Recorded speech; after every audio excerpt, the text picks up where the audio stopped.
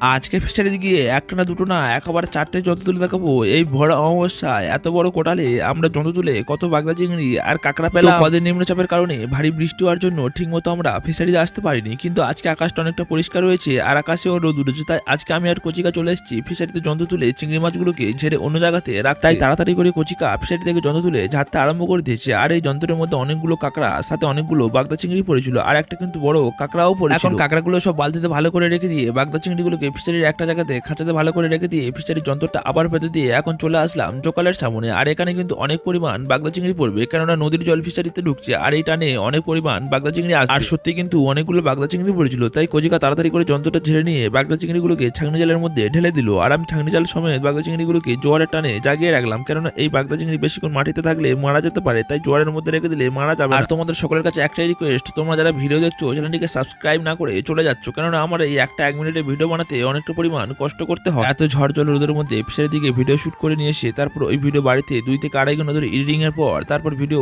Upload করতে হয়, তাতে আমার অনেকটা পরিমাণ কষ্ট করতে হয়, কিন্তু তোমাদের একটা লাইক সাবস্ক্রাইব এন্ড আরো ভিডিও বানাতে আগ্রহী করে দেয়।